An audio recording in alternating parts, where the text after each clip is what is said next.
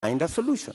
Honorable Ruto, let's go back to the issue of water, and you've mentioned the Kimwarer and Arror dams. And you say that as well was cancelled to punish you? That was cancelled for political reasons. For political reasons. Well, some of the allegations that have been made by the DPP in court is that payments were made contrary to the law, they were not processed through the consolidated fund, that in fact, this was all done to ensure that there were kickbacks, that the government made advance payments, including 11 billion shillings in excess of unnecessary debt to, this is what they're saying, which prosecutors say were to go to, friends and co-conspirators of this scheme. If this is what you allege, are you alleging tonight, Honorable Ruto, that there is a big conspiracy between the DPP, between the courts, and also politically with respect to the Arror and Kimwarer dams that are now in court?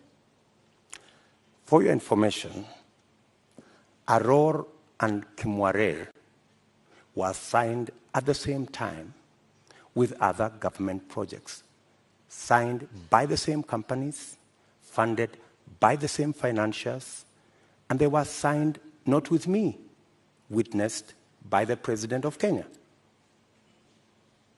So these are not projects that were cooked at night or in some dark corner, right?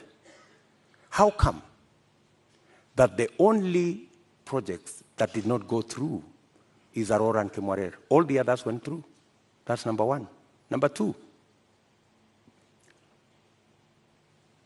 today, the government of Kenya is in court because the contractor, with all those allegations that have been made, the contractor has gone to court to demand payment of another 12 billion shillings.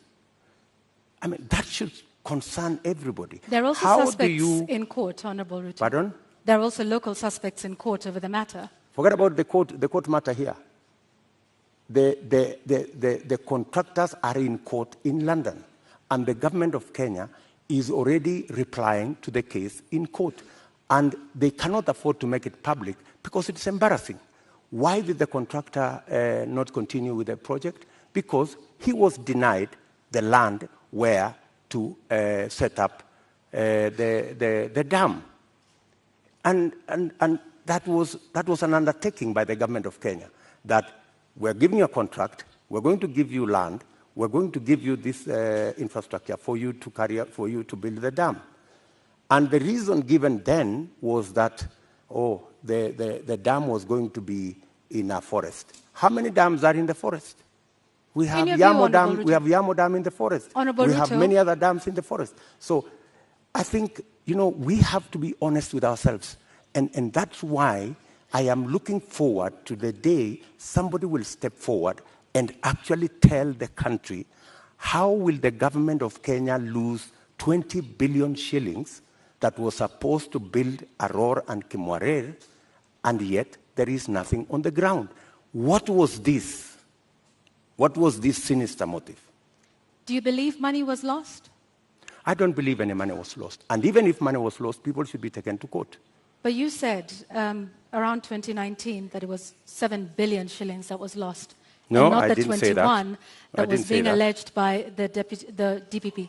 I didn't say that. Check my statement. I am very clear about what I said. I said 7 billion shillings was paid. Right? That's what I said. And for your information, I said that 7 billion shillings that was paid was actually insured. The reason we should be asking is, why hasn't the person, the company who insured that money, why haven't they been asked to pay? Because the company that insured that 7 billion is a well-connected company. That's why the demand letter has not been put to them. So what you're alleging... And you see, Kenyans will one day really marvel at what really happened in this Kimwarer and Arror Dam. You will be shocked. Tell us what really happened, because what it sounds like is you're alleging the investigating authorities, the DPP, the courts, There are suspects in court at the time, including former Cabinet Secretary Rotich, who I believe was charged afresh a couple of months ago over this issue. If this is all politically instigated, are you then saying that all of these authorities, different arms of government, are conspiring against you, from investigators to the DPP to the courts, to punish you, Honorable Ruto? Let me ask you, that matter has now been in court for 4 years. It has not moved an inch. It's been dancing. You know, this person, today you're being charged, tomorrow, no, remove this person, the next day, remove this person, the next day, change the charges, because somebody is actually waiting for another government to come and carry the shit, unfortunately. And that's what's going to happen. That's why that case has never moved an inch. Mention after story after story. I mean, surely, how can we lose 7 billion, another 12 billion that is going to be incurred by this government? And it's an act of political convenience. You just said we didn't lose 7 billion. No, I'm just saying eventually we will. I mean, if it is not sorted out. And that's why I'm saying when I come into office, I will make sure that the money is not lost. And I will make sure that the impediment imposed on this project, we will provide the land. The contractor will build the dam, and we will move ahead. To conclude the matter of national security, I think we'll also touch on constitutional implementation here. Over the last 9 years, Deputy President, you have been chairing the Intergovernmental Budget and Economic Council.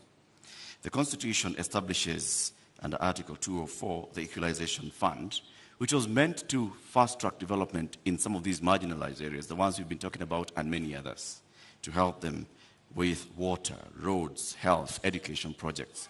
Why has this fund never been operationalized? Two things. My chairmanship of the Intergovernmental Budget and Economic Council extends to a limit.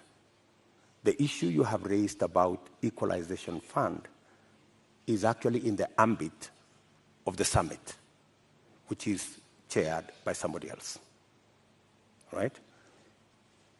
As chairman of the Intergovernmental Economic and Budget Council, in fact, governors listening to me today, they know that we did a perfect job, especially when it came to transfer of functions, a function that was supposed to take 3 years. We made sure that we worked day and night because we wanted to get devolution rooted and moving. We completed that exercise in a record 1 year instead of 3 years. We have since worked with county governments, and many of the governors will tell you that I have provided leadership as chair of the council on every matter, whether it was grants, whether it was matters to do with conditional grants, whether it was making sure that there is a balance between what goes to national government and what goes to county governments. The whole of that trajectory, whether the issues to do with settling matters with the former local government authorities, assets, liabilities, I have been working on that with many governors, and we have made tremendous progress, including the final one that we concluded the other day, where counties now, as entities, can borrow money. As entities, like Kipia County is the first that is going to have the leverage to borrow money. So I have a track record on what I have done. Thank you, Mr. Chairman of IBEC. Now let me ask the question to the Deputy President. Why has the Equalization Fund never been operationalized 12 years after the promulgation of the Constitution? The Equalization Fund, window. As Deputy President I can answer, the Equalization Fund, halfway through, there was a big argument between who will implement this equalization fund because it was under the national government. The counties argued that because there are 14 listed counties to benefit from this fund, why don't we give this money to the counties? Then there was a problem of trying to get the regulations on how this fund would work out. And it dragged on the contestation as to, and some projects were implemented, some water projects were implemented, some road projects were implemented. But the argument continues to be who should. At some point, the law was actually changed to include counties beyond the 14. And that became another big argument. And I accept that we should have done better on the equalization fund. And that is why I have made a commitment in our manifesto that that equalization fund, whatever the balance of the time that is left, we will make sure that we devolve it to counties. In my belief, the counties are better placed to run that fund than the national government. Thank you, Honorable Ruto. I'd like us to move to the next topic of discussion here tonight, and that is